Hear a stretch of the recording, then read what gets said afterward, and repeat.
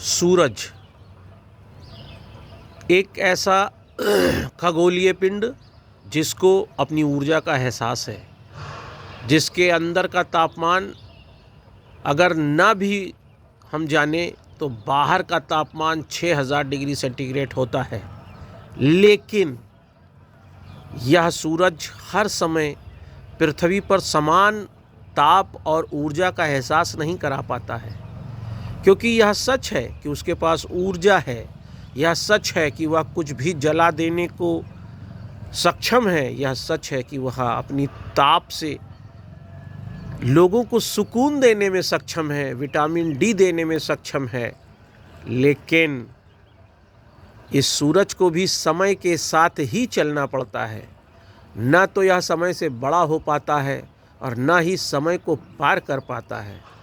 इस समय सुबह के जिस लाल सूरज को आप देख रहे हैं, यह सच है कि वह समय के आगे थोड़ा हारा हुआ सा लगता है, लेकिन फिर भी यह सूरज अपने हारे हुए वक्त में भी दुनिया को बहुत कुछ दे रहा है, विटामिन डी दे रहा है। क्योंकि रक्तिम सूरज का यह प्रभाव ही विटामिन डी का स्रोत होता है। यह सच है कि अभी समय के साथ लड़ते हुए यह सूरज अपना वैभव प्राप्त कर लेगा, लोगों को ठंडक में सुकून देने लगेगा, गर्मी में जलाने लगेगा, अपनी यात्रा को निरंतर करने लगेगा। लेकिन यह सूरज हम सबको यह भी बता जाएगा कि देखो, मैं दुनिया को, पूरे ब्रह्मांड को सब कुछ दे रहा हूँ, लेकिन फिर भी मुझे यह सब अकेले करना पड़ रहा है।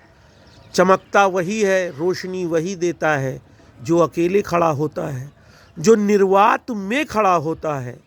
सूरज के चारों ओर भी निर्वात है। आपके घर में जलने वाला बल्ब भी तब जलता है जब उसके अंदर निर्वात है।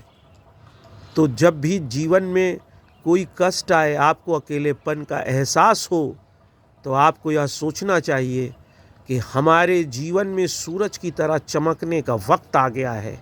हमारे अंदर से निकलने वाली आभा अब अपना वैभव पाएगी। क्योंकि सूरज हमें यही सिखा जाता है कि अकेले रहने का तात्पर्य यह नहीं है कि अब सब खत्म हो गया। सूरज जिस तरह से अपनी किरणों के साथ चमकता है, दमकता है, वह यह संदेश सभी को दे जाता है कि तुम अपना कर्म, अपने कर्तव्य पर चलते रहो, समय को अपना काम करने दो। समय स्वयं यह निर्धारित कर लेगा कि तुम्हारे अंदर से कौन सा गुण हमें निकालना है, किन गुणों से, वर्चू से इस समाज को प्रभावित करना है। बस शर्त ये है कि तुम निरंतरता में अपने उस कर्म को करते रहो। जहाँ पूरब की तरह तुम्हारे अंदर सूर्योदय का भाव होगा, वहीं तुम्हारे ही जीवन में सूर्यास्त का भी एक प्रभाव होगा जो तुम्हें स्वीकारना होगा।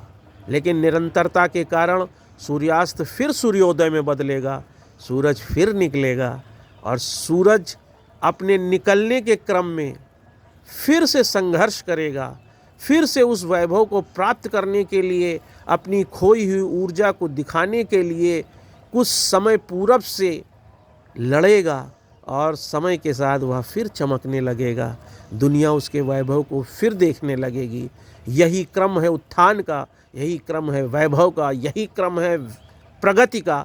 और यही बात हमें, आप सभी को सूरज से सीखनी होगी, जो वह हर रोज़ सुबह हमें बताने आता है और अपनी उपस्थिति को हमारे सामने दर्ज करा जाता है। मैं आलोक चांटिया, अखिल भारतीय अधिकार संगठन के लिए पुरुषोत्तम राजर्षि पुरुषोत्तम दास यूनिवर्सिटी इलाहाबाद से सिर्फ इस छोटे से वीडियो के माध्यम से यह बताने के लिए कि यदि सीखना कुछ है ही तो सूरज से सीखो, जो अकेला है लेकिन निरंतर है, और जो समय के साथ संघर्ष करता है वह निरंतरता में सूरज का वैभव पाता है।